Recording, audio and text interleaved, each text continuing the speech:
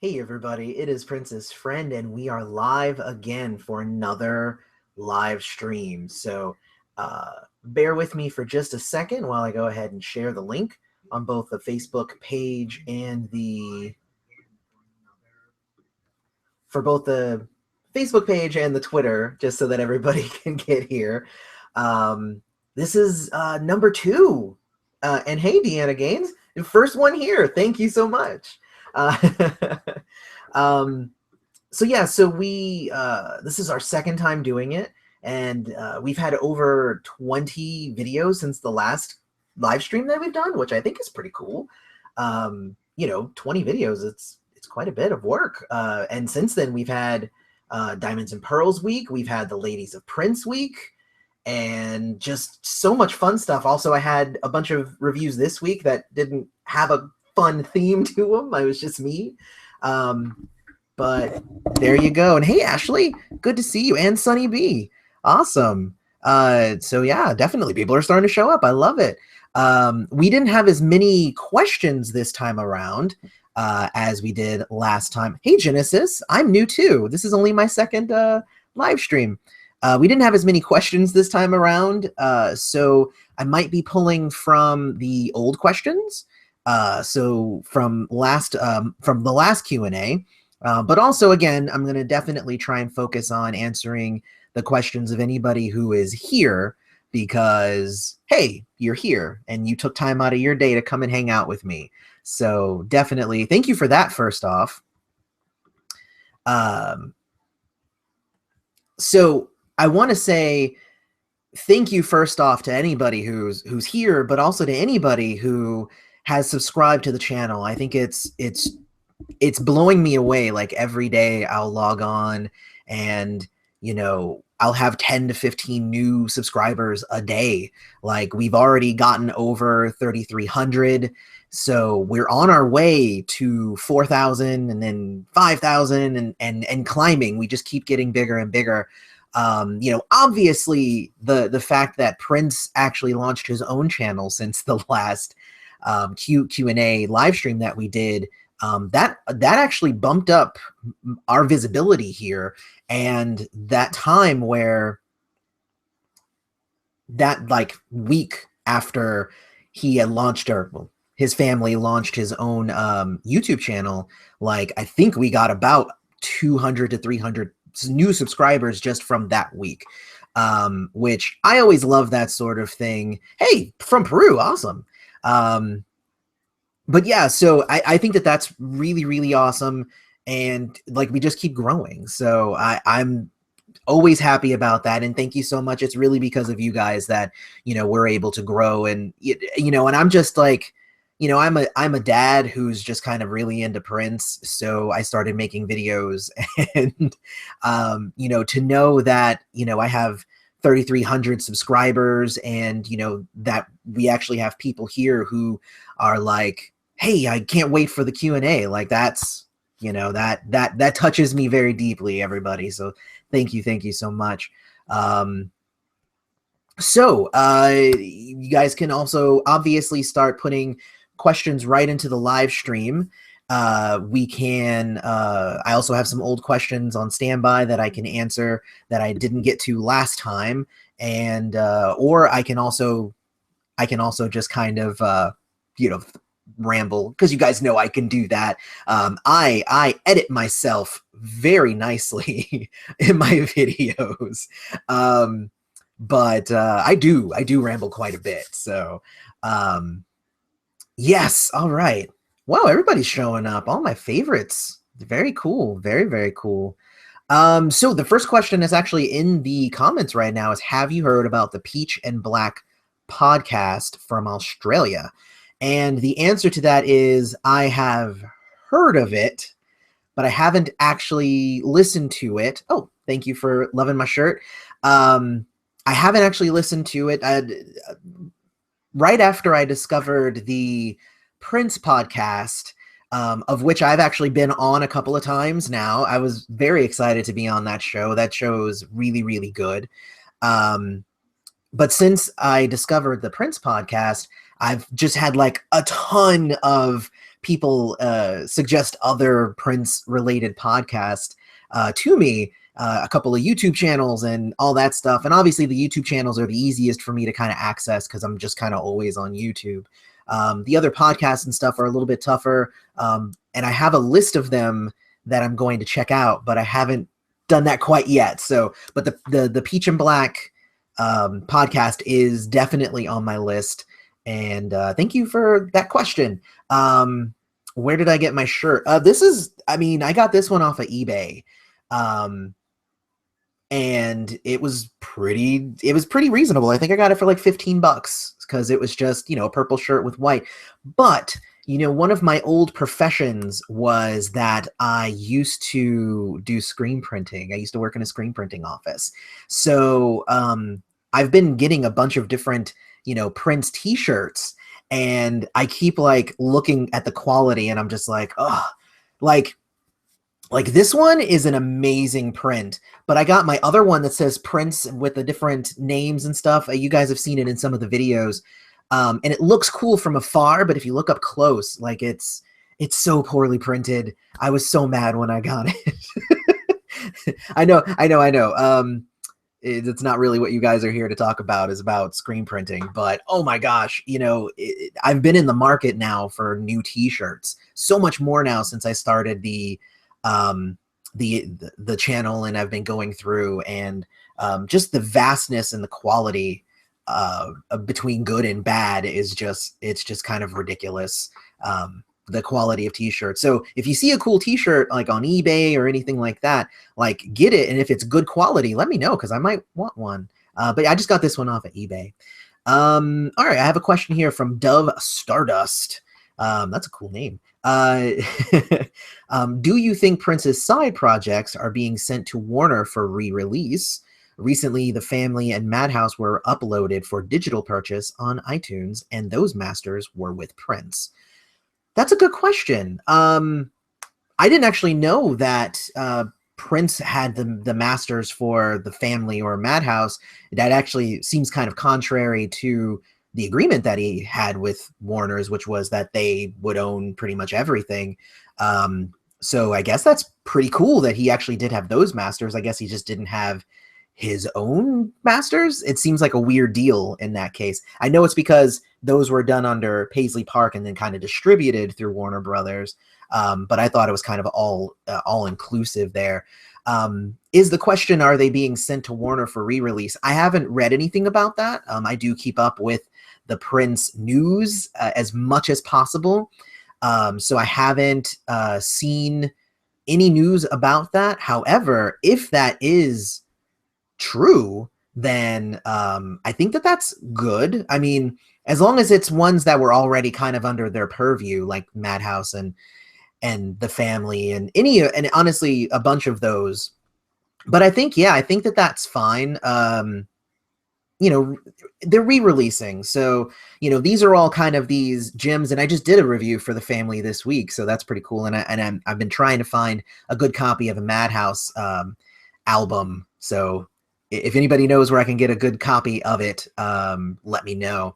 But yeah, so I think that that's fine, though. I think that it would be cool if they are doing that, because then that means that they're paying more attention to the works, and that we might have more at our disposal going forward. So I'm happy about that. All right, kind of going back, have I checked out the interview with Questlove and Jimmy Jam? No, I haven't actually seen that. If anybody has a link to that, when the video's over, put it into like a comment or something, and I'll definitely hit that. But that sounds really, really cool.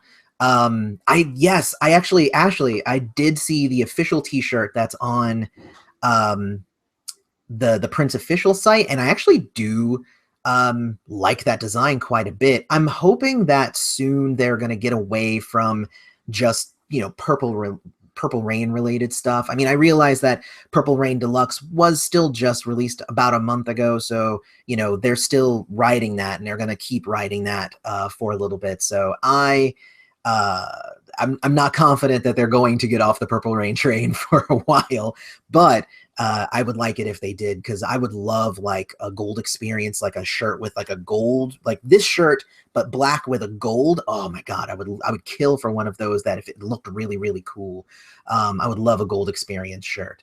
All right, which young male artist do you think reminds you most of Prince? Okay, so there's really only one. I mean, because there's actually a lot of really good young artists that, you know, all kind of take it, they all take an inspiration. I think that's kind of one of the things about being one of the most inspirational musicians in a generation, is that you're going to inspire a lot of people. But I would say that the only one that I've really seen that I'm like, that person right there, well, there's technically two. But I would say that the one that's most would be Miguel for me. And I actually have a Miguel review that I'm going to be doing later on this month is the plan. But Miguel, I saw Miguel, I had seen a couple of his videos and I was like, it was pretty cool. But then I saw him, and if you guys are able to find the video for it, it was really amazing. But I saw Miguel on SNL, and his performances on SNL, obviously they always do 2 songs. Like, he had a full band, and he was on the floor, and he was writhing, and he was screaming, and he had so much of Prince's energy without it seeming like he was trying to impersonate Prince. It seemed like it was just coming out of him, and that's kind of what it was. So I would say Miguel. I really, really like Miguel. Since those performances, the problem that I have with Miguel is that it doesn't translate to studio as well. I mean, his albums are still really good, but it doesn't translate as well as it does live. But I love seeing any live performance from him. I think that it's really, really awesome. All right, let's see what I have here. Do I think that any Prince albums from the Gold Experience on will be reissued on CD or released on iTunes streaming services or whatever anytime soon? I hope. I mean, it's kind of weird because I thought that those would have been under the Warner Brothers deal. It seems weird that it cuts off at a certain, it seems weird that it cuts off at, I believe, 1993, because Prince was still under Warner Brothers contract up until 1996. So the Gold Experience and Chaos and Disorder, those didn't pop up on the list of things that are being streamed, but those were Warner Brothers releases. Those should technically have been there. In terms of, CD or CD, probably, who knows if they're going to actually get reissued. Like, at this point, it's so easy to do electronic sales and iTunes streaming and stuff like that, that it doesn't even behoove the companies to do that, because they have to pay for the printing and they have to do all that stuff. And who knows if it's actually going to sell as well, because those were the years where, Prince wasn't everybody's bag. And, I could definitely see it coming to streaming in iTunes soon, though. I think the re-release, the repressing, I think is the part where I'm not fully convinced that they're actually going to do that, in my opinion. Okay, so let's see.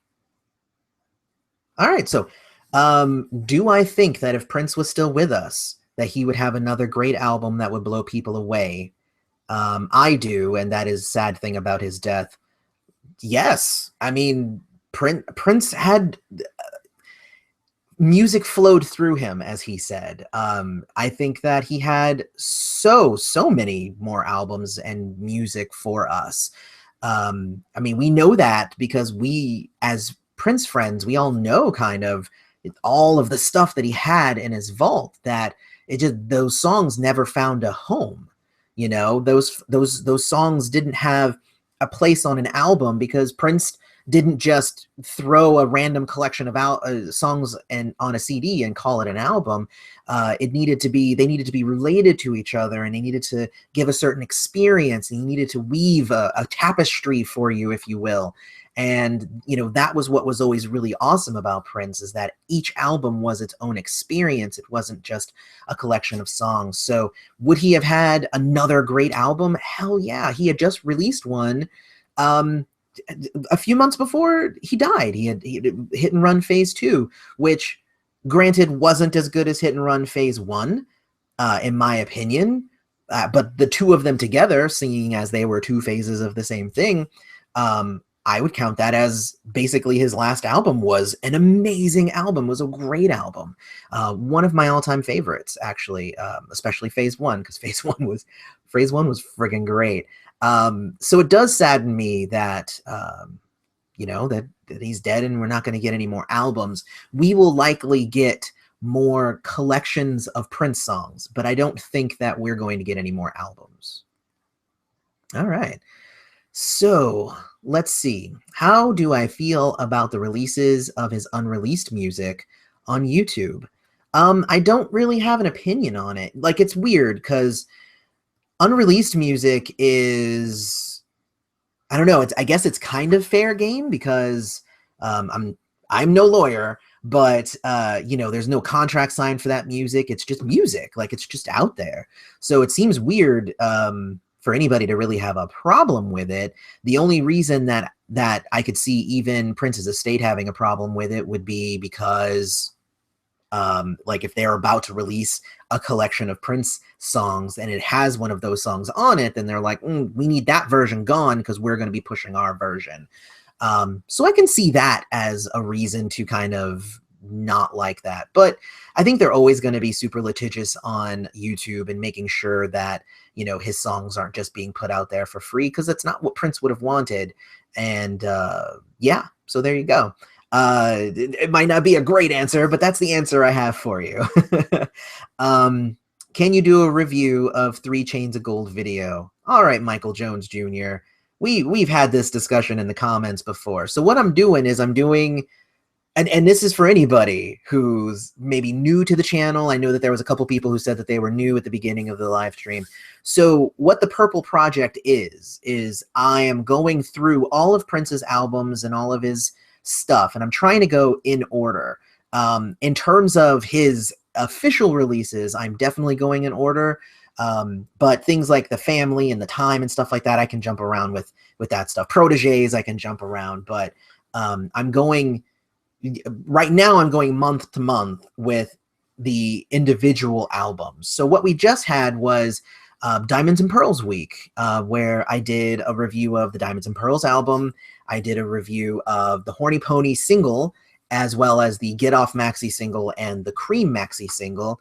And that was a really fun week. And then we did the Ladies of Prince, which again, I'm pulling from all eras. So there was just kind of a smattering of a bunch of different stuff. But this month is going to be the Love Symbol album. That's what we're going to do this month. I believe it's going to be next week. I have to check my schedule again. But I am planning on doing the Love Symbol album, as well as the 3 Chains of Gold movie, as well as a couple of the singles, because they had some B-sides that were pretty cool. So yes, I am going to do the 3 Chains of Gold video, and hopefully that's a little bit of information about how the channel works in general for anybody who's new, because you know, it's so funny because that's like usually anytime somebody's new to the channel, that's the first question I get is, so are you going to do 3121? And I'm like, yes, I'm going in order and I'm going to do that one. But what about, you know, musicology? Yes, I'm going in order. I'm getting to it. Right now we're in the 90s.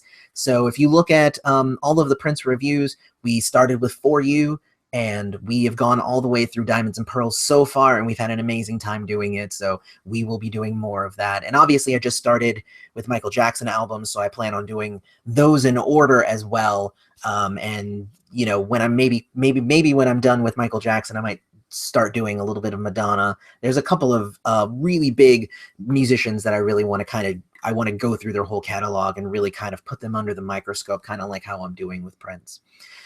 Whew, all right, that was a long tirade there. Have I heard the rumors that Paisley Park is haunted? What do I think about that? I haven't heard the rumors. I think that having Paisley Park thought of as haunted is a great way to sell tickets. So that would be my thought. I don't know if it's really haunted, and I really don't have that much of an opinion if it is. Because if it is, I don't think it's haunted by Prince. I'm pretty sure Prince is long gone from this world, and he is off doing something else. That's my thought, at least. Did I hear about the family's reality show? I did hear that they were trying to vie for a reality show, and that most of the different venues were saying that they weren't that interested, but I don't have any new information because that was months ago. But yeah, apparently the family was trying to get a reality show going, and apparently that's what kind of led to the whole Deliverance court issues and stuff, was because they wanted to unveil that music during their reality show, and they got beat to the punch. So apparently these are all just rumors and whatnot, but that's what I know so far. Nothing else at this point. All right, so let's see. Oh wow, you guys started typing a lot while I was rambling. So yes, let's see. This is my least favorite Prince album. I think my least favorite Prince album is probably 2010. It's got a couple of good tracks on there, but I think on the whole,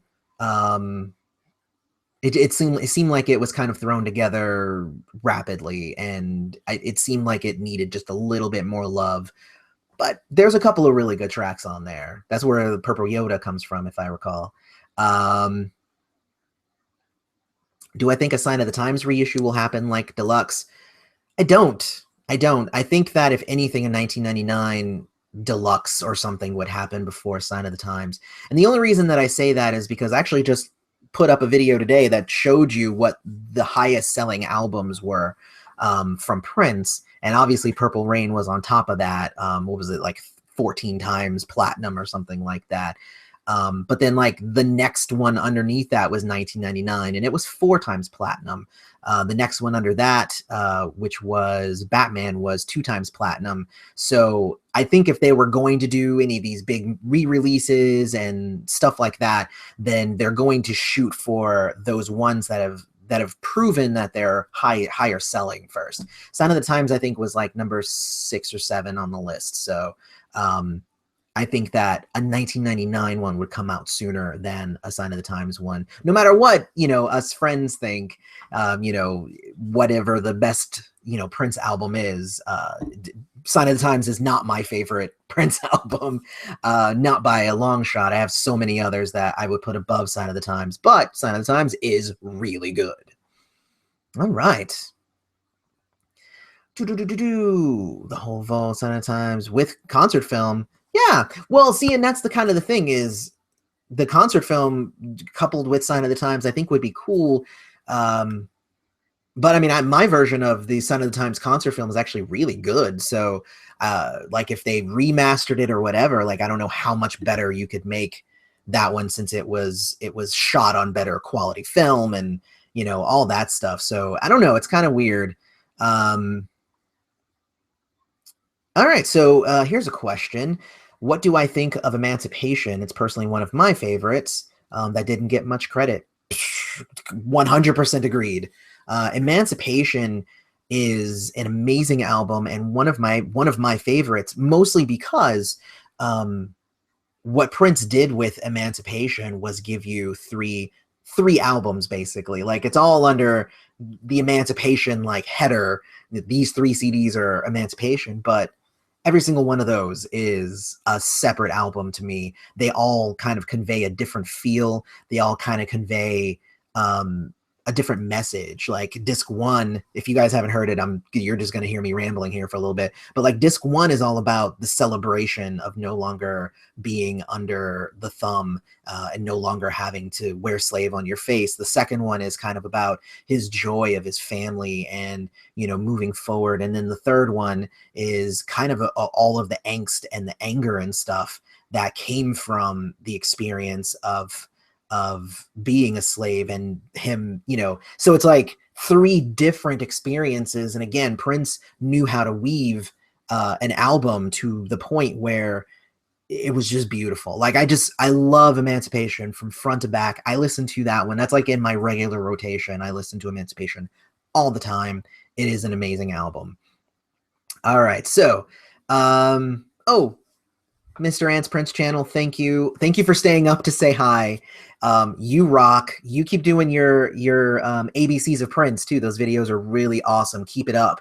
I really like those. If anybody is interested in some Prince information, Mr. Ants Prince channel actually has, he's doing a series called the ABCs of Prince, and I think he's up to C at this point, but it's really, really fun. You should go and check out his channel and check out his videos there. So yeah, there you go. There you go, a little plug for you, Mr. Ants. Did I see the Revolution tour if they went to my town? They didn't actually come here. We don't get a lot here in Tampa. Tampa's a weird one. But I did hear that the Revolution, no, not the Revolution. I believe the MPG is coming. No, it's the Time. The Time is coming sometime, I believe, next month, but it's going to be up in like Gainesville. So, you know what? Thank you for reminding me. I have to see if I can actually get tickets to that. That would actually be a really cool show to get to. All right. Will I review the glam rock group Maserati? Prince made a song for them called 100 Miles Per Hour. I will say, I mean, yeah. I mean, my schedule right now, my review schedule is kind of booked until about the end of October at this point. So we might get to Maserati at some point. I do want to go ahead and let everybody who's watching know I do have a Patreon at patreon.com/princessfriend, where we have only like a handful of different rewards. One is a shout out on the show. The next is to be able to pick a review that I will do. So, you know, Sexy Vita 88, if you really want me to do Maserati, become a patron and I have to do it. So we also have one where you can come on and do a video with me. And if anybody saw the top 5 love songs with Kimberly Fraser that we did, that's basically kind of what we would do. It would be me and you. We would do a video together where we talk about some sort of topic. I like doing the top, you know, the top 10 or top 5 lists myself. It makes it's really easily digestible and accessible for most people. But if you have a different topic, we can always do that. And then obviously we have the $15 tier where if you want me to do a whole video on a certain topic, I will definitely do it. So those are, I mean, it's just like I said, 4 different rewards, and you know, every dollar goes to help the channel because I really want to get a new camera. So I'm saving up for it. We'll see if I can make that happen. So the question of will I do a review for Maserati? Probably in the future, but if you want it sooner, Patreon is the way to go. When am I going to do the Love Symbol album? I believe next week. Boom. All right. So let's see. So how do I feel? Oh, it's Dove Stardust again. How do I feel if the Prince estate went down the same road that the MJ went in terms of releasing unreleased songs on albums of their own? I think I kind of addressed that. I'm cool with it. They did it already now with disc 2 of the Purple Rain Deluxe, which was kind of just a collection of songs from that area. Now, those songs were mostly good, and I think that there were really just a couple of outliers where I'm like, this one didn't need to be released. Prince obviously didn't release this one for a while. Velvet Kitty Cat is basically the one I'm talking about, but there were a couple of others that just seemed unfinished. So I'm hoping that we will get less unfinished sounding songs, but then again, it's like, then it becomes the question, well, if it's unfinished, do we get somebody to come finish it? And do we trust that person to do it and really live up to what Prince would have wanted? Who knows? I don't think that that's really a good question, or it is a good question. I don't think it's an easy question to really answer. So I don't know. It's kind of a hard one. I'm sorry. Yeah. Okay, awesome. Moving on. What is my least favorite era in terms of fashion? My least favorite era in terms of fashion would be probably Dirty Mind. I thought that the trench coat with the G-string was, it was controversial and like sexy and stuff at the time. But I don't. It seems a little tacky. Honestly, I really like the way that he dressed later on, where he would have like the hood and he just like he was sexy without having to be sexy, which I thought was really really cool. Um, let's see. Oh no, it jumped. All right, so occasionally when I'm looking at the questions here, it will jump. So it takes me a second to kind of reconfigure, and that might mean that I skip a question or two. So I apologize. Um, does Eric Leeds have an album out? Yeah, he's got a few of them. Go to iTunes. They're right there. What is my favorite song from Prince? Rah, rah, rah. Nah, I don't know if I can answer that one. If you ask me what my favorite album is, I can probably answer that one. But my favorite song, like just one song, um, but like no other songs, just one song. Like I don't even get to make a list or a group or anything like that. I would say probably my favorite was from. I think my favorite was You Know, and that was, I believe, from Artificial Age. But You Know, I thought was really, really awesome, and that it was just so good. I think that one's right now on the top of my list, but that list changes from time to time. um, so yeah, so which one is my favorite Prince era? My favorite Prince era. Uh, well, okay, so I'm a 90s kid, right? So I'm a 90s Prince friend, and that's where I got into him.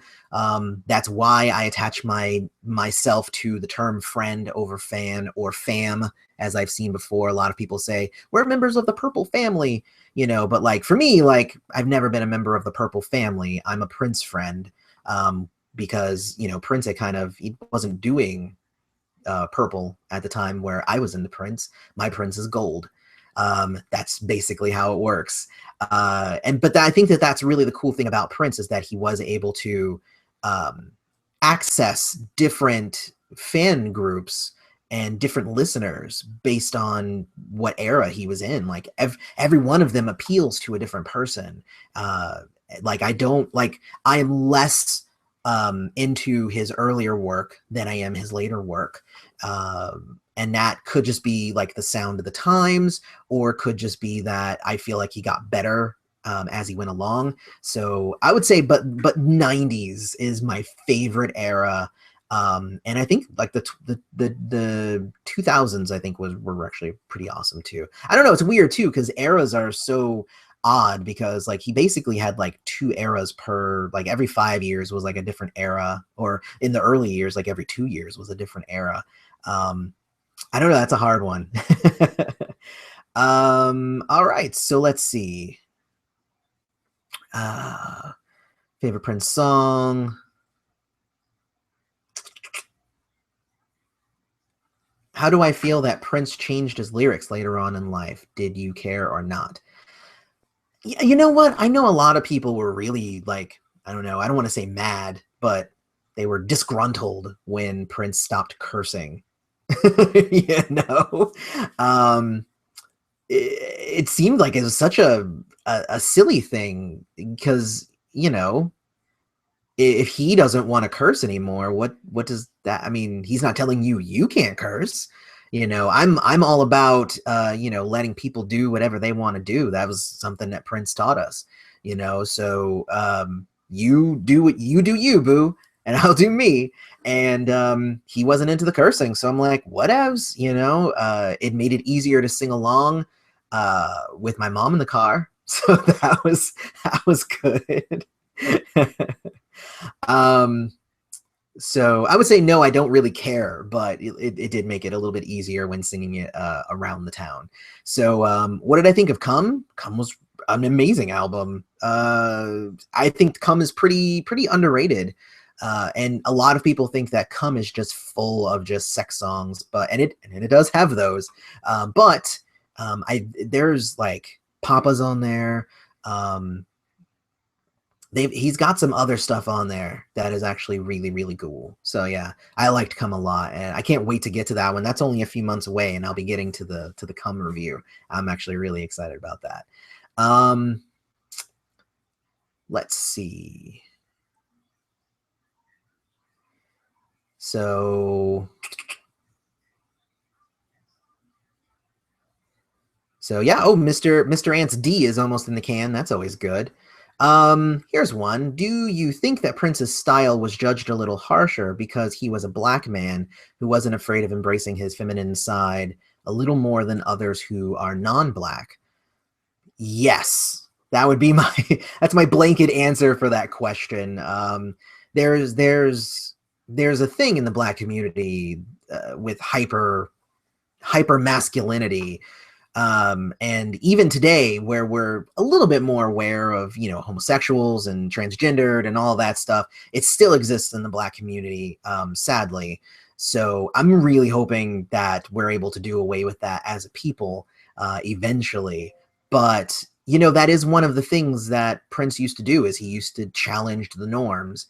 And, the trench coat and G-string, like, that was really controversial at the time. People could get away with that easily today. So I think that that's really just going to be a matter of the time. It's going to kind of pass, and eventually it's going to be a non sequitur. So he was definitely judged harsher. I mean, so having a Prince channel means sifting through a lot of comments, and there are mostly positive comments, and it's mostly because of people like you guys who are here. But we also get occasionally the person who jumps on to defend Kanye, like on my Prince versus Kanye video. And I've had people just jump on and go, this video's dumb, Prince was gay. And I'm like, is he gay because of all the women he slept with? It's like, what makes him gay? Like, I don't get it. Like, the only thing that makes you gay is if you are a man who likes having sex with men. So there's nothing else that makes you gay other than that. So yes, hypermasculinity, bad thing. And as you can tell, I don't subscribe to the idea of hypermasculinity at all. Oh, that's a good question. Who do I think was better on stage, Kat or Maite? I think Maite, personally.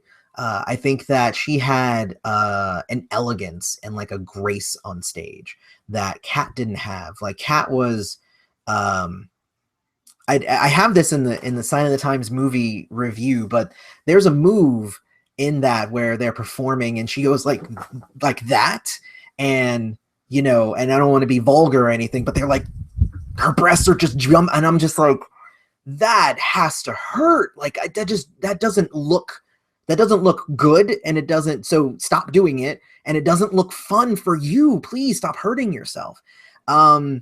So I think everything else Kat did was great, but I remember just watching that and I was just like, oh my God, the pain woman. Oh my gosh. So anyway, that's a whew, man. So let's see. Did I enjoy Under the Cherry Moon? Immensely. Actually did a whole review on it. So you can go check out the review that I did on Under the Cherry Moon. But yes, I loved Under the Cherry Moon. It was humorous. I love Jerome Benton's comic timing. I thought that everybody was pretty much good in it. Even the dad, who plays like the evil dad and like everything. I think even he was an enjoyable character. I would love to see like an unedited version of that, because I feel like there were things that we could, figure out through context, but I feel like there was more to it that could have been explained just slightly better. But no, Under the Cherry Moon was amazing. Who would you love to see Prince work with that he never got the chance to? Well, that's a good question.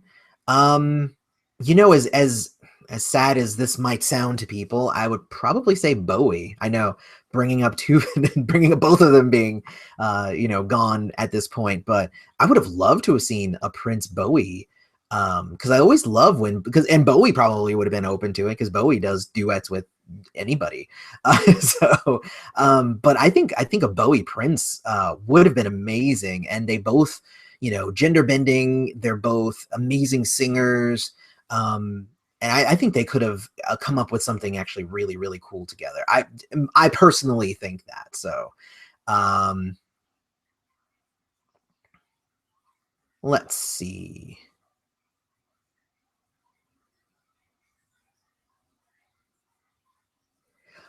So yeah, so I see Kimberly is responding to my the Black community not being openly accepting of the LGBTQ crowd. And yes, obviously I'm speaking generally. There are pockets that are, but it's mostly church going folk who are against it. Have I watched Stranger Things, and what do I think about it? That was a nice off the book question.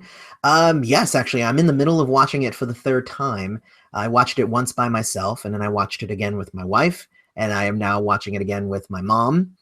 She was actually just over today. We only have a couple more episodes left, but God, Stranger Things is so good. I love anything that can tell a really good story, and I think 8 episodes was the perfect length for that series, because if it was 10, they would have had to stretch stuff out. If it was less than that, then they would have had to skip stuff. And I think that it builds nicely, and I think that it's really, really awesome. So, all right. Would you choose Michael Jackson's songs over Prince's? No. I don't. Okay, I guess that's just my answer. I would say no. Like, if I had, like, gun to my head, if I had to pick between Prince and Michael, I would pick Prince. Michael is amazing, but I think Prince is more amazing.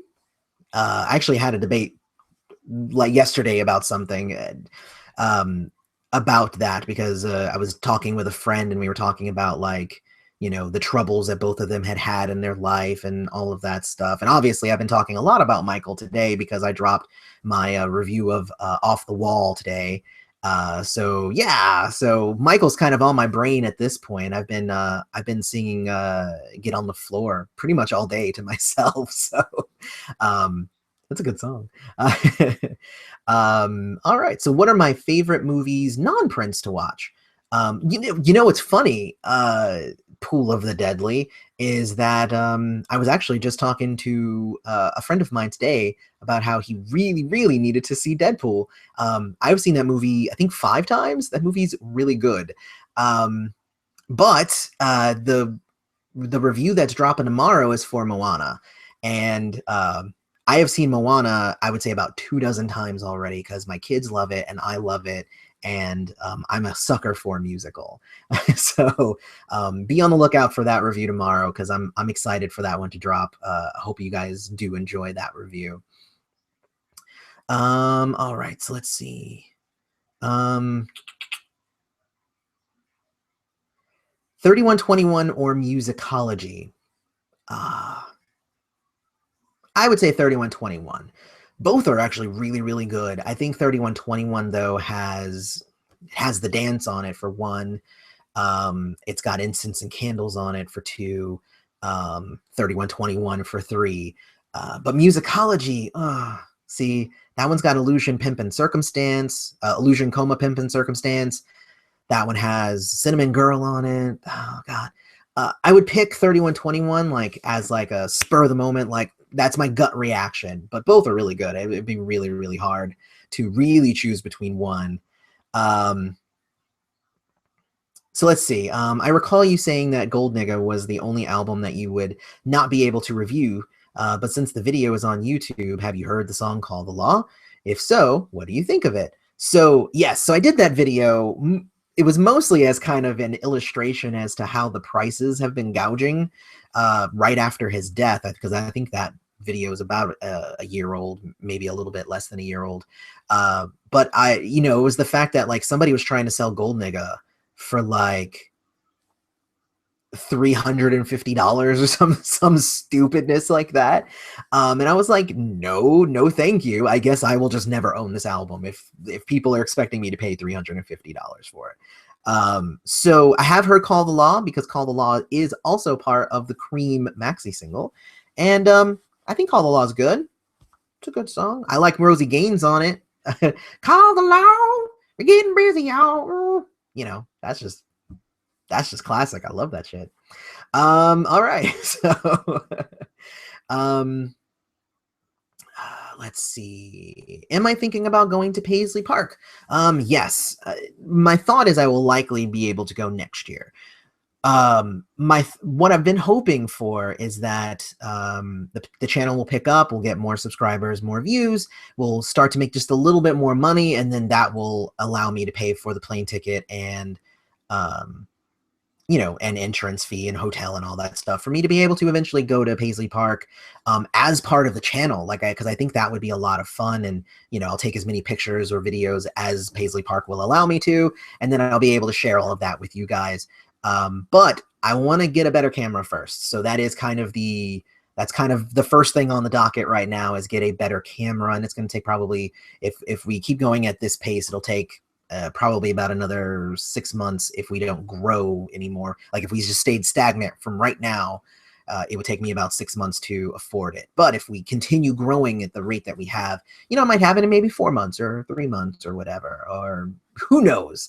So we'll see what happens. But yes, I definitely do want to go for sure. All right.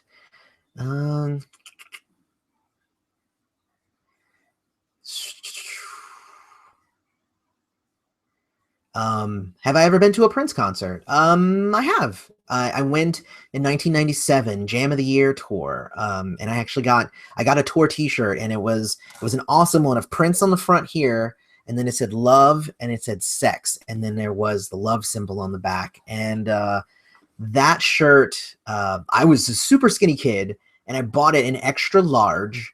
And so I swam in it most of the time, but I wore the hell out of that shirt. And I thought that was pretty interesting. I thought this was actually pretty cool, was I just did the Prince podcast not too long ago, and I actually told a little bit of a story about that concert that I went to. And I got contacted on Facebook from a listener of the Prince podcast, and he was just like, hey, I was at that concert too. Remember this and this and this? And we started reminiscing over it. It was pretty cool. And he lives like not far from here. So like, that's what I'm saying. Like the magic of the internet, right? Like you can just kind of connect with anybody just like out of the blue. I thought that was really, really awesome. Let's see.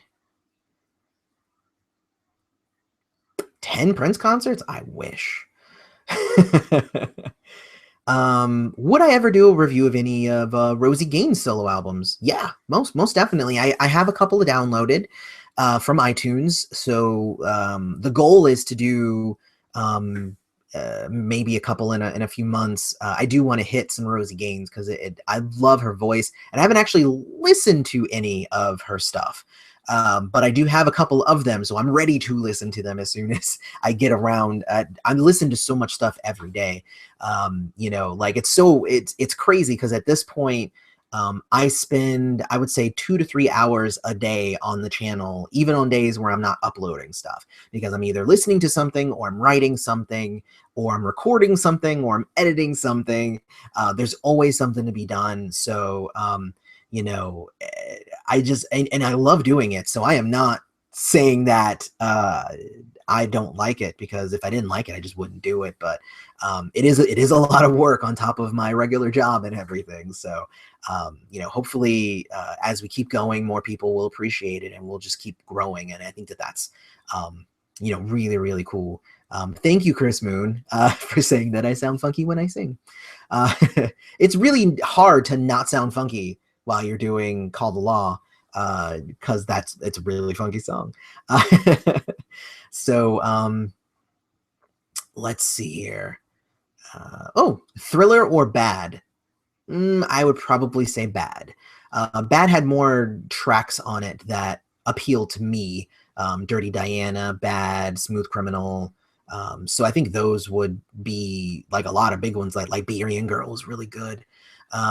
So I would say there are more tracks on Bad that appeal to me more than Thriller. Beat It's good, Thriller's good, The Girl Is Mine is great. But I think on the whole, I like the vibe more on Bad than I do for Thriller. There you go. I love getting Michael questions. I feel like maybe people think that I know what I'm talking about now that I did a review for a Michael album. So I like that. Who is my favorite protege? Now, okay, so I flubbed this question last time. I would say Sheila E., obviously. It was so funny the last time I was asked that question, and I was just like, well, Jill Jones is great, but The Time is wonderful. And then somebody said, well, what about Sheila? And I'm just like, well, yes, obviously Sheila wins. Yes, totally. Sheila, that's given. If you go check out the review I did last week for Sex Symbol, that album was really great. And the only reason apparently that it didn't get bigger reviews and it didn't get bigger was because she had a lung collapse while she was trying to promote it, and then she had to stop promoting it. So she wasn't able to do that. So I think it's crazy. Did I hear the story about Prince turning down Bad with Michael Jackson? Yes, actually. I've heard Prince's side of that, and I've heard I think it was an interview with Quincy Jones. I heard Quincy Jones's kind of intermediary side of that. I don't think that anybody has ever heard Michael's version of that, but I have heard it from Quincy and Prince. So I'd be interested to hear what Michael thought about it. And then if you take all three of those stories together, you'll probably get, the actual truth behind it all. But yes, I have heard that. It's really awesome. I do like it. So yeah, of course. Yeah. What was my favorite Prince jazz album? News will always be my favorite. I don't know. It's kind of weird because News was the only like purely jazz album that Prince did, as far as I know.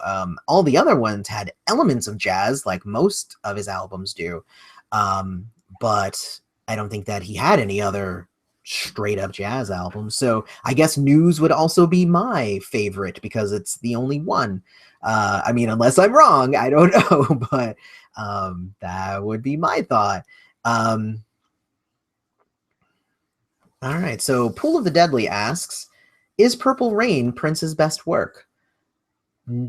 No. There you go. Have I heard TC Ellis's The Rapper from Graffiti Bridge? I know that album exists out there, but I do not have a copy of it. I was actually asked if I would do a review for it on the Prince podcast, and I said, of course I would if I had a copy of it. So it's going to just be a matter of me getting it in my hands, and then I would be able to do it. Cat's breast shaking. Am I a Puritan? No, I'm not a Puritan. I didn't say she shouldn't do it because I'm gross and stuff. I did it because it looked like it was painful. So I don't want her to hurt herself. So yes, there's that question. And also, like, everything doesn't have to be the extreme. Just because I say that, it didn't look pleasant and it didn't look like it felt good, that doesn't mean that, all of a sudden I'm a Puritan. Like, no, it's like, it didn't look good. So what Prince albums do I think that needed more mixing and mastering? 2010 was one that I had said. MLPS sound, I think, also might have needed just a little bit more work. It had, I think, like 3 really good tracks on it, and then the rest of them seemed, I don't know, they seemed incomplete to me. But I think those are pretty much the only 2. Maybe Chaos and Disorder, but by that point, that just was what it was. So, and even so, that album had a lot of amazing songs on it. So, yeah. So, let's see, cloud guitar or cymbal guitar? I don't really have a preference. I guess I would go cymbal guitar because it just looks cool. But I like the cloud guitar too. But I would probably say cymbal guitar. Which artist do I think is the female equivalent to Prince? Well, I mean, that's kind of a hard question, because then it kind of depends on what you deem equivalency. Does that mean it would be just as sexy? Would it be breaking gender stereotypes? Would it be fashion? Like, what's the criteria for whether somebody is equivalent to Prince? So that's really kind of a hard question, and I would actually need to maybe put a little bit more thought into it. And I think that I think it's really easy to compare men to other men, and then when you throw women into the equation, then I guess, I don't know, for me it just became, I don't know. I feel like I should be able to answer that question, but for some reason I can't. All right. I'm gonna I'm gonna try. I'm gonna come up with a good answer maybe for the next Q&A. So Chris Moon says, oh, that's just a comment. You guys are talking to each other. You guys are awesome. I also like Remember the Time. If you guys watched the last Morse Day video that I did for Daydreaming, his album, the review I did for that one, I talked about Remember the Time in there a little bit. So I'm just saying, you should check out that review. It's strangely illuminating. All right, so okay, so yeah, I think I saw this question up and then it got skipped. So what is my favorite Prince hairstyle? I think it's Graffiti Bridge, where it's just straight and just down. It just seems so simple. And when he's wearing like the baggy white shirt, I think that's probably my favorite hair on him, because it was long and straight, and I thought it was good. And also, for fun's sake, I also really liked Raven to the Joy Fantastic, because he had it in braids and he was like really playing up the funky at that time. So I really like that. Will I review the original 7 album? Yeah, it's on the list. It's on the list. If you've noticed, I've actually been going in order with The Time as well, and with Sheila E. So I've been trying to go in order as much as possible for most of the major acts that I review. So I believe I just did Pandemonium was the last Time album, and then I just did Daydreaming from Morris Day. And then they took some time off there, and I believe that the next one is the original 7. I believe that is it. Pancakes or waffles? Waffles. I wish I had more to elaborate on that. I like waffles because you can put the butter in the little pockets. They make really good teethers, because you just take one out of the freezer and you can give it to a baby and it kind of catches the drool. There's a lot of good stuff there. What is a favorite or funniest Prince moment? I would probably say at the concert that I was at in 1997 and Jam of the Year tour, I was on the floor, and I thought that was really cool. And there was a part of the concert where Prince was up there singing, and he had taken kind of an interlude, and he was kind of talking to the crowd, and somebody flashed him in like the front row. And it was so funny, because he said, somebody flashed him, and then he said, oh, honey, put those away. You ain't got none I ain't never seen before. And the entire stadium just erupted laughing at this lady, which I guess is a bad thing, because it probably made her feel bad, but it was hilarious. So I think that's my personal favorite Prince moment, although he's had, a lot of really funny moments kind of in interviews and stuff like that. So yeah. Favorite Prince era, I did answer that earlier, so I'm going to skip that one for now, but it was answered earlier. What did I think of Prince's Hit and Run Phase 2? It's so funny, and hey, Peace Love, I'm glad that you're able to show up. It was so crazy, because I released a review for Todrick Hall's Straight Outta Oz, and this was months and months ago. And I had a commenter come on and say, well, I thought it sounded okay, but I would never buy it because I don't support anybody who supports Black Lives Matter. And I resisted the urge to respond because then it would have just started a comment war. But really what I wanted to say was, do you not like basically leave the channel? Like, because leave the channel, because if you listen to Prince, you listen to somebody who supported Black Lives Matter and that movement, and he wrote a whole song about it called Baltimore, and it was on Hit and Run Phase 2. So Hit and Run Phase 2, I thought that it was really, really good. It had a couple of songs that I hadn't heard before, but a couple that I had, but it had been slightly remastered and made to sound better. And basically, Hit and Run Phase 2 was a bunch of tracks that he had been working on, and he finally found a home for them. And again, this happens every so often where, you know, he wrote a song years ago and it only just now is finding a place. But I really liked Hit and Run Phase 2. I didn't like it as much as Phase 1, but I really did like it. I thought it was very good. And when I listened to Prince's albums in order after he died, which was how I did my morning, was I started For You, and I listened to it all the way to Big City, which is the last track on Hit and Run Phase 2. So, but that's basically, that's how I describe them, For You to Big City, and that's how it is. So let's see. Yes, everybody should subscribe to Peace Love's channel. Just saying. Do I have a favorite rapper? Yeah. I mean, I guess Childish Gambino used to be my favorite rapper, but I guess since he's not rapping anymore, I don't know if he counts. If he doesn't count anymore, I'd probably say Missy Elliott. I think that she's making a comeback now, so I'm actually waiting for like her next album to drop. I love Missy Elliott. Love me some Missy Elliott. She's just amazing. And again, it's because I like musicians who are out of the box, and I like creative people, and like Missy doesn't do the same thing twice. Like every time she comes out, she's doing something different. Every beat that she's got is unique.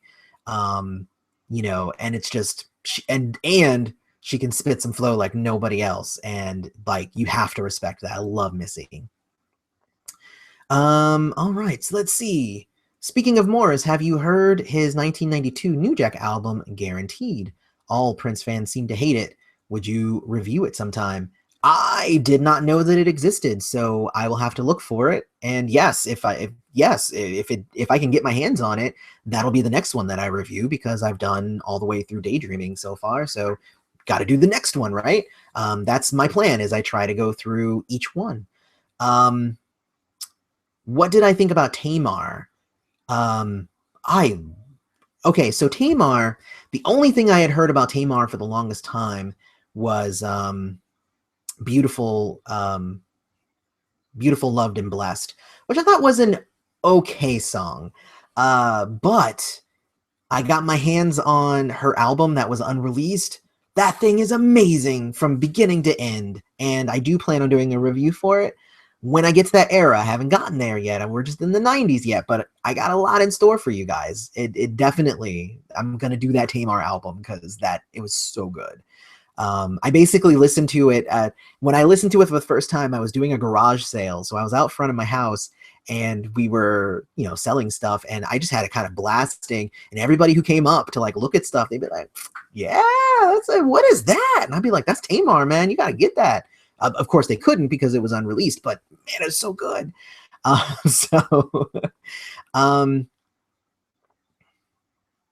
Prince halftime Super Bowl scene or Michael Jackson's? It's I think it's going to be, I mean, I've seen both, and I've seen both multiple times, and I don't know, Prince's. I mean, if you ever ask me if it's a choice between Prince and Michael, it's gonna probably go to Prince. I don't think he wins in every category, and I do plan on doing a Prince versus Michael Jackson video soon, so keep an eye out for that. I wanted to start some of the Michael Jackson reviews before I just jump right to comparing, but I do plan on doing a versus video for Michael Jackson and Prince.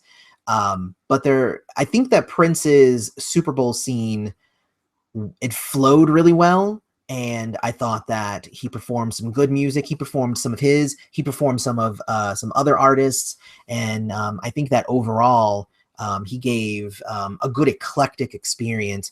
Michael Jackson did Michael Jackson, and he did his thing, and he also did his thing that I don't like, when Michael Jackson just kind of gets on stage and just stands there. I get it, like he's allowing time for people to admire him, but and sometimes people need that, or they need that time to like faint and then get up off the floor and reconfigure themselves so that they can actually listen to him sing. But I thought that his stuff was, his Super Bowl performance was good. I think Prince's was better. Now, if I recall, Prince's came years after, so he probably had a better setup. He probably, they had probably worked through a lot of like logistical stuff to accommodate a big show better. So I would probably say that his show is better content-wise, but also could be better just because of logistics, even though then you kind of have to give Prince the points for performing during the rainstorm without skipping a beat. So there's that too. So I don't know. All right, I've spent enough time on that question. I can ramble forever, and you guys know this. And it is hitting 9 o'clock, so we have about another half hour, and then we're going to end up calling it a day. So I'm going to try and get through as many more questions as possible. But again, thank you guys, whoever is here, and you guys are, showing your support for the channel by being here, and that really does mean a lot. Thank you so much. So far we've had I think our top number was 64 at one time, which is more than the 57 of last time. So yeah, I'm happy with that. So we have already beat it. So what do I think of Prince's time with Maite, the music they made, how he opened up in interviews? I thought it was great. Again, I'm a 90s guy. That was when I got into Prince, was from Graffiti Bridge going on. So everything in the 90s was like golden to me, pun intended. And, a lot of that was his time with Maite. And I thought that the music they made together was great. And yeah, so yes, I like it. So, and he did open up a lot more, and it was because of her guidance and her being there. And a lot, if you'll notice that a lot of those interviews where he did open up, she was there by his side. And if he really felt uncomfortable answering a question, she might answer it for him or nudge him so that he would have to answer. And I think that was good for him, because later on in his career, he didn't have somebody there with him, and he had to open up by himself. And I think that really did help him. Oh gosh, yes. So Dion Davenport said her favorite Prince moment was when Prince kicked Kim Kardashian off the stage. Yes, I remember seeing that video, and it was just like, come on and dance. And she's like, no, I don't want to dance. He's like, well, get your ass off the stage. Don't go to Paisley Park. Seriously, do not go to Paisley Park if you are a celebrity, a performer, or anybody. Honestly, anybody. If Prince says get up on stage and sing, or get up on stage and dance, you do that shit. I remember seeing and he will literally just, like, if you're there and he knows you're there, he will call you up on stage. CeeLo told that story where he was just sort of there, and they were like, you're gonna get up and sing crazy now. And he's like, oh, I wasn't prepared for that, but okay, because that's what people want to do. That's what people want to hear. I will sing it. So yeah, do I listen to Prince's live tracks? I do listen to some of his live performances. I do prefer the studio versions, mostly because a lot of the like bootleg live albums that I have, and I do have quite a few, but not all of them are up to snuff sound quality wise. So I have some that are amazing to listen to, and I love listening to them, and they're live, but I would say the majority of them, they're just not great. So I mean, that's just how it is. So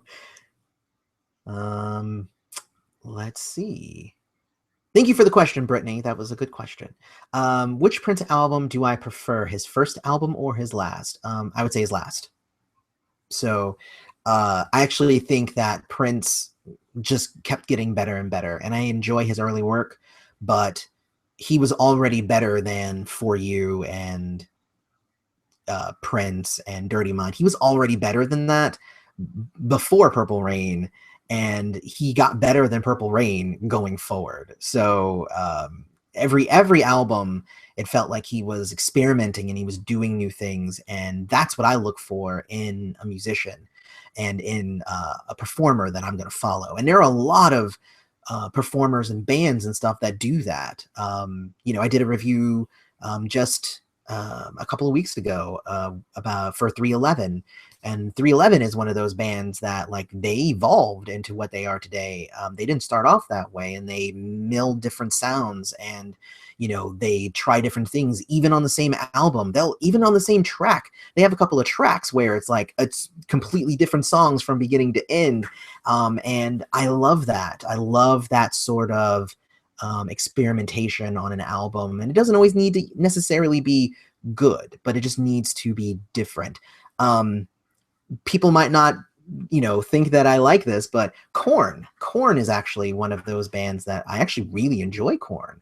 And I really, really like about every other album from Korn, because what Korn will do is they will come out with an album that sounds like Korn, and then they'll come out with a crazy electronic album, and then they'll come back and they'll do one that sounds like Korn, and then they'll do one where they're mixing in like dubstep and stuff, and then they'll do one that sounds like Korn, and then basically, you know, they swap it off, so it's like every other album the masses can love, and in every other album I feel like they make it for me.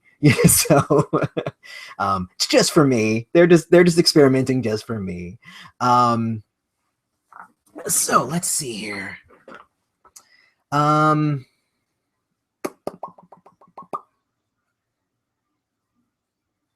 What Prince album do you think is overrated? The obvious answer to that is Purple Rain. As great as it is, it's not his best, and yet it's the one that most people like to pay attention to. So I mean, it's a quick answer, but you know, that's kind of how it is.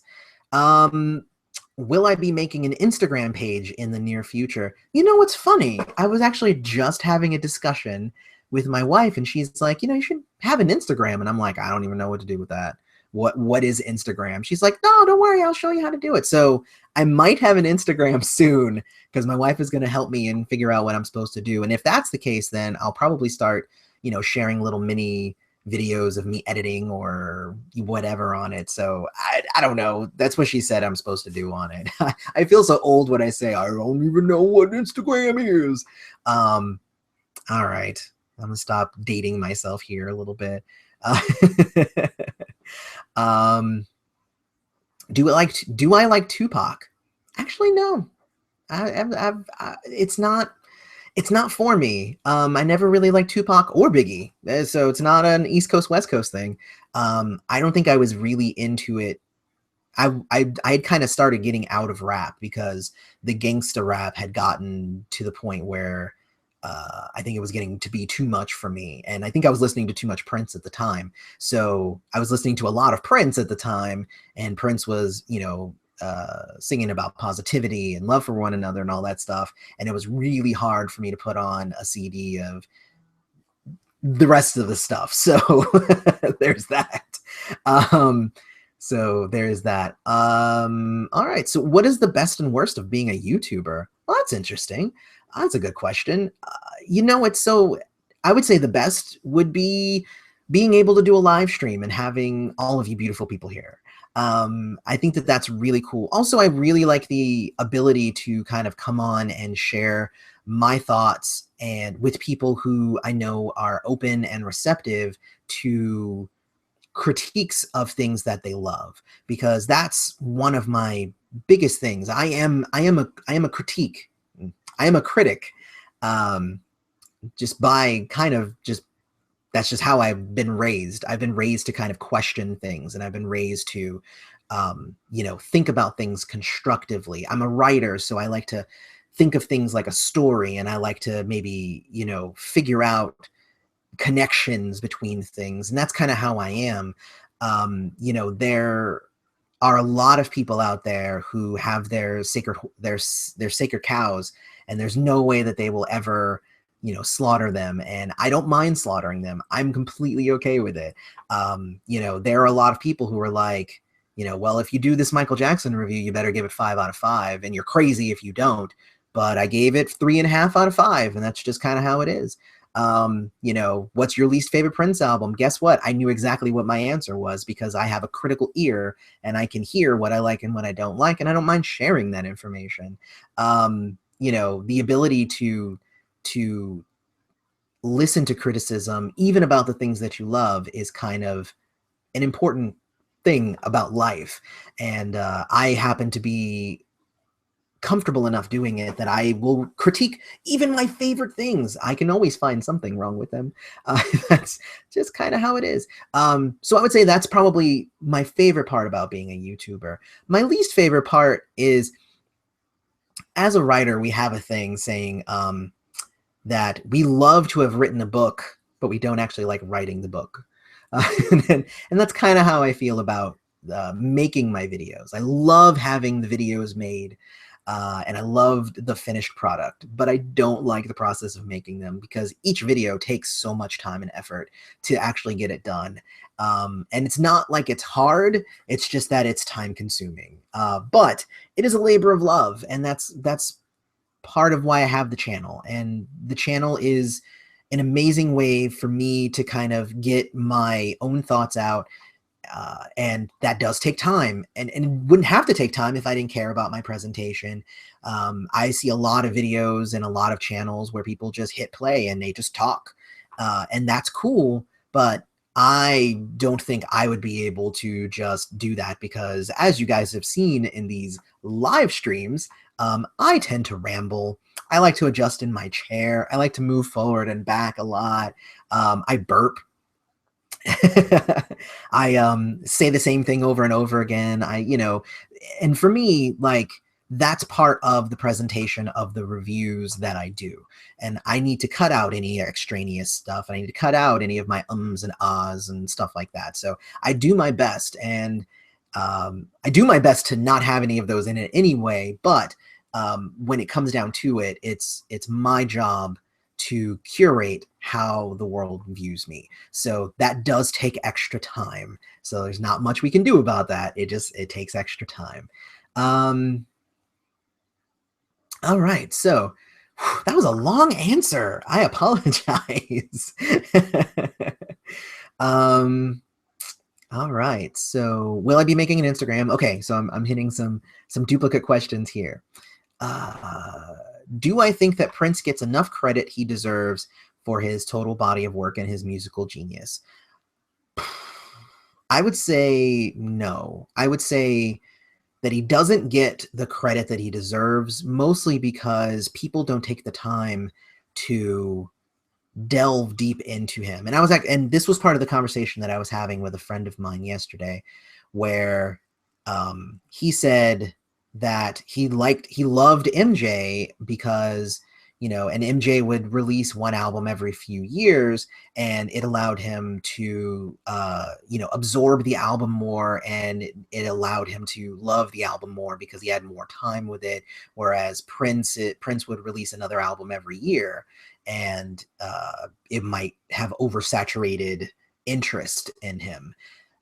Whereas for me, I was the exact opposite. Like, I get mad at bands when they take too long between albums because I've been spoiled. Because Prince would release another album every year. But unlike some bands where if it's like Red Hot Chili Peppers, it's just like, okay, cool, the next Red Hot Chili Peppers album is out.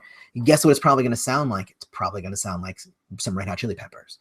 The greatest thing about Prince, though, is that every album, again, was its own experience, and he gave us something different with every album, and that was the best part about the music that would come out. And I'm really hoping, again, with the question about are we going to continue to get albums, hopefully the estate and those people really try to pay attention to the artistry that comes with compiling an album. But yeah, so, you know, I would get an album every year, sometimes two, and and every album was wonderful. Whereas other people would say, he released 2 albums in 1 year? Ugh, I don't have enough time to go through these albums. And I'm like, well, if you can't go through 12 tracks in 12 months, I think there's something wrong with you, not with Prince for putting out too much music. So that's my opinion. I apologize if you are in that collective that I just pointed at and scolded. Yeah. There you go. So I don't even remember what the question was, because again, I like to ramble. Yeah. So let's see. I know there's a few other questions here. Do I like metal/rock music? Yes, quite a bit actually. After I stopped listening to Prince day in and day out, I listened to him like all the time, nothing but Prince for a couple of years.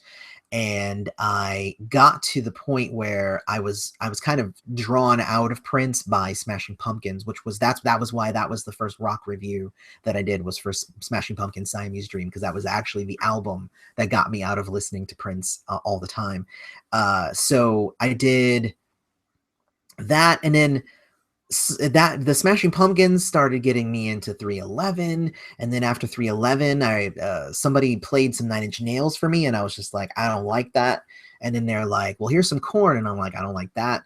And they're like, here's Marilyn Manson, and I'm like, I don't like that. And then I went back like a few months later, and I'm just like, I love all these things now. I don't know what happened, but I just love all the bands now. But yes, and what I did is, and a lot of people kind of go in different directions from listening to Prince's music. A lot of the time people will listen to Prince's music and they're like, there's some R&B and there's some funk elements to that. So they kind of gravitate more towards the R&B. Whereas I was more of the person who loved the rock element. I always loved it when Prince would take a harder edge to the music, or when he pulled out another guitar solo, or, you know, things like that. So I gravitated more towards the rock side of music. So I started getting into more rock bands. So there's that. What's my favorite rock band? I will go ahead and say 311 right now, because I'm blanking on too many rock bands. But I have a lot of, there's a lot of great ones out there. I wouldn't say that any of them are like bands that are popping up nowadays, but that could just be the old man in me talking. Okay, so let's see. Who had the best voice, Madonna, Prince, or MJ? Well, obviously not Madonna.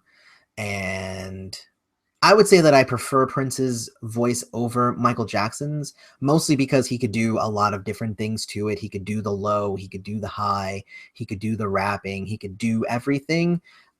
Michael Jackson, to me, was a singer, and he couldn't do a lot of the voiceovers. He couldn't do like the rapping. He couldn't do all the rest of the stuff. So it seems like it's a little bit more versatile. So I'll say Prince. So there's me. There's my answer. What is my favorite album of all time, including every one you have listened to? Wow, that's not a giant question. What is my favorite album of all time? That is that. I don't think I can listen. I don't know if I can answer that one. I don't think I can do that one justice, because there are a lot of really great albums and I love them all for different reasons. So yeah, I don't think I can answer that one. What is Prince's greatest song that he put out? Oh, I answered that one earlier. You Know. Go listen to it. It's a great song. What do you think about Mariah Carey and Whitney Houston, and do you think you might review them?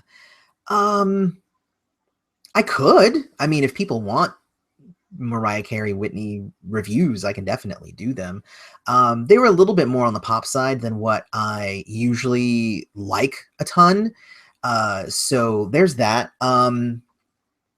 I think that Whitney Houston had an amazing voice. I think Mariah Carey had an amazing voice, and I think that both of them abandoned their amazing voices later on in their careers, which probably saved their voices. So I'm not like criticizing in that way, but you can tell that that's kind of the thing too, is when you are 100% like you are your voice when it comes to that.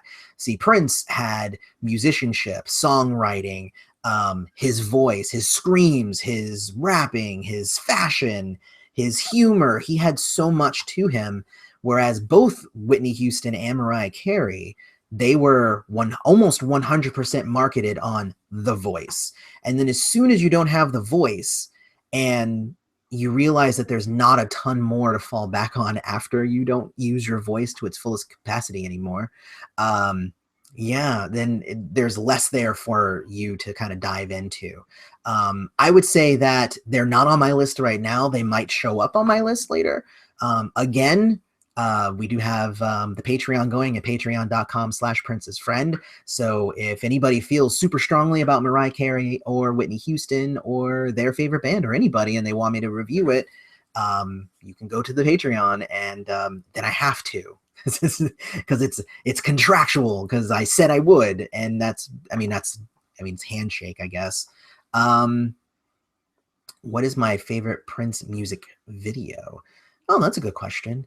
I would actually say Cream, but not the Cream video itself. I really like the whole like train station thing before Cream. If I had to actually do the whole video itself, I'd probably say Black Sweat, because there's a lot of humor, and there's just a lot of awesome stuff going on in that video. It's black and white, which I thought was really good cinematography on that, and the song is great, and I just loved it. He was just like cool the whole time in that video. I just loved it. So there's that. The Cure. Oh yes, of course, The Cure. The Cure are amazing. I own every Cure album too. I do plan on doing some Cure soon, but I wanted to get through a little bit of Michael Jackson before I started on Cure. So just so you know, I will be doing all of the Cure albums. And the Cure are the same way though, is that I kind of like their earlier stuff, and then they got better as they went along, which I think is that's kind of par for the course when it comes to musicianship in general. All right, so we have 4 more minutes, and I'm going to try and barrel through maybe 2 or so more minutes. Let's see. Wonder who collaborates with CD covers. All right, so that's what do you think of Michael Jackson's songwriting ability? Oh, I think he's really good, actually. Do you watch Prince's music videos or live performances? Well, I've seen all the ones that they put up. I do have the majority of them on my hard drive. I do watch them at times. Usually, when I have people over, I'll throw on a concert or I'll throw some videos on. But I don't usually just dip into them just every day or anything. That's what the albums are for. But when I've got time and I really want to sit down and watch some Prince, I do that. And when I do that, sometimes I'll just pop on Graffiti Bridge, because again, it's not that great of a movie, but as a Prince experience and just kind of listening to the music and stuff, it's really, really, really good. Do I like Manuela? I don't know Manuela. She seemed like she was okay, I guess. She was, Prince's second wife, but I don't really know much about her. I was one of the to me, the music is what matters. So I didn't really keep up with a lot of Prince's personal life, and the way that Prince answered the question of, hey, do you think that people are entitled to know about your personal life? And what Prince said is that, my music's out there, so I hope that my music speaks for itself. And you know what? That's kind of where I fall. I'm here for the music. And, all of the things that happen in his personal life and all that stuff doesn't really matter. It doesn't really matter, because the music is what matters. And with that, I'm going to have to call it a night. So thank you so much, everybody, for showing up. Again, I think our highest number was 64. at one time, but we had an amazing time here, and I saw your guys' conversation. You guys were having an amazing conversation in there, in the chat. So we will do this again next month, and we will get hopefully even more people. Rah! But oh my God, this was an amazing time. And again, if you had questions that I wasn't able to get to, feel free to throw them into the comments, so that I can get to them. And either I'll answer them in the comments, or maybe I'll hold on to them and do them in the next Q&A session next month in September. Otherwise, don't forget to follow me on Facebook and Twitter. And it's facebook.com/princessfriendyt, and Twitter is @princessfriendyt. And don't forget to check out the Patreon at patreon.com/princessfriend. No YT on that one because it wasn't taken already. But honestly, it was an amazing time. Thank you again for showing up. To all my friends and to all of Princess friends, may you live to see the dawn. Have a great one.